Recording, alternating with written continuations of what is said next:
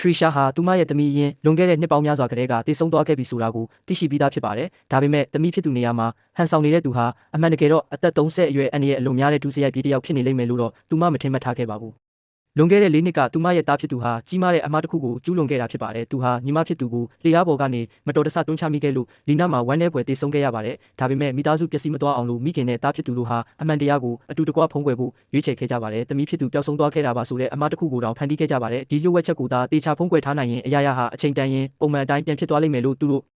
ယုံကြည်ခဲ့ကြတာပါ။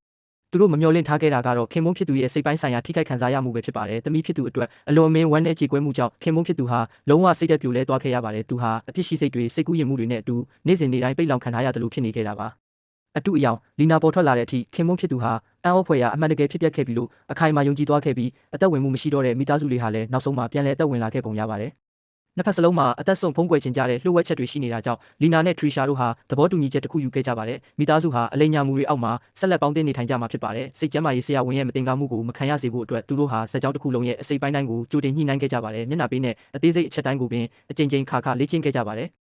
ဟန်ဆောင်မှုကိုကိုယုံကြည်စရာကောင်းအောင်ထရီရှာဟာလီနာကိုသူမသမီးအကြိုက်ဆုံးအဝတ်စားတွေအဆင်ပေးခဲ့ပါတယ်။ဖြစ်ပျက်ခဲ့သမျှကိုဖျက်ဆီးပစ်နိုင်တယ်လို့မျိုးဆွေမျိုးတွေနဲ့မိတ်ဆွေတွေရှေ့မှာမိသားစုရဲ့ပျော်ရွှင်မှုကိုဂုဏ်ယူဝင့်ကြွားစွာပြသခဲ့ပါတယ်။အမှန်တရားကိုလုံးဝမသိရှာတဲ့ခင်မုန်းဖြစ်သူကတော့အရာအလုံးကိုယုံကြည်သွားခဲ့ပါတယ်။သမီးဖြစ်သူကိုပြန်လည်ရရှိလိုက်တဲ့ပျော်ရွှင်မှုမှာသူဟာနစ်မျောနေခဲ့ပါတယ်။ရလဒ်အနေနဲ့သူဟာလီနာကိုအဆုံးစမရှိတဲ့ချစ်ချင်းတွေနဲ့ဂရုစိုက်ပြုစုလာခဲ့ပါတယ်။သို့တော်လည်းဒီလိုမျက်နှာသာပေးမှုကညီမျှမှုကိုတဖြည်းဖြည်းပျက်စီးစေခဲ့ပြီးထရီရှာကိုပိုလို့တောင်မတက်မတာဖြစ်စေခဲ့ပါတယ်။လီနာဟာခင်မုန်းဖြစ်သူရဲ့ယုံကြည်မှုကိုအခွင့်ကောင်းယူပြီးအိမ်အောင်စုတစ်ခုလုံးကိုတဖြည်းဖြည်းထိန်းချုပ်လာနေတာကိုသူမသတိပြုမိလိုက်ပါတယ်။ဒီမိန်းကလေးဟာသူတို့ရဲ့ထိန်းချုပ်မှုအောက်ကနေတဖြည်းဖြည်းလွတ်ထွက်သွားတာကိုမြင်တော့တာကြီးဖြစ်သူကသူမကိုရဲရဲဆက်ဆက်ချင်းချောက်ခဲ့ပါတယ်။စကားနားမထောင်ရင်သူမရဲ့အထောက်ထားအမှန်ကိုဖွင့်ထုတ်ပြမယ်လို့သတိပေးခဲ့ပါတယ်။ဘာလို့လဲဆိုတော့စိတ်ကျန်းမာရေးလူနာတစ်ယောက်ရဲ့စကားကိုဘယ်သူမှယုံမှာမဟုတ်လို့ပါပဲ။ဒါပေမဲ့လီနာကတော့ဂရုပင်မစိုက်ခဲ့ပါဘူး။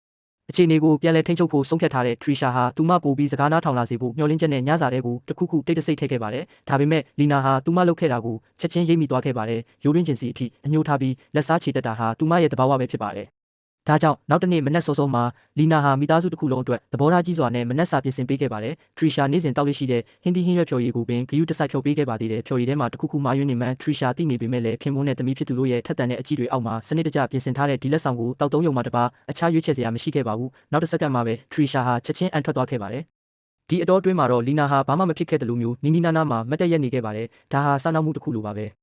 မကြာမီမွန်းတဲ့အချိန်သို့ရောက်ရှိလာခဲ့ပါတယ်။ခင်မုန်းဖြစ်သူ၏ပကြီးပြပွဲသို့ထွက်ခွာသည်ကိုနှုတ်ဆက်ရန်သူတို့ယထာဘူတာသို့တွားရောက်ခဲ့ကြတဲ့မိခင်နှင့်သားဖြစ်သူတို့သည်သူမအားမြည်သည့်အခါမျှအေးချမ်းစွာထားမည်မဟုတ်ကြောင်းလီနာသိထားပါတယ်။သူမကသူတို့အားပျက်စီးခြင်းသို့ပို့ဆောင်ရန်နှင့်ချင်းချောက်မှုကိုတစ်ကြိမ်တည်းဖြင့်အပိသက်ဖယ်ရှားပြရန်အကောင်းဆုံးစောင့်ဆိုင်းနေခဲ့ပါတယ်။သို့သောအရေးကြီးသောအချိန်တွင်လမ်းသွားလမ်းလာတဦးကသူမအားတားဆီးလိုက်တဲ့လီနာ၏အစီအစဉ်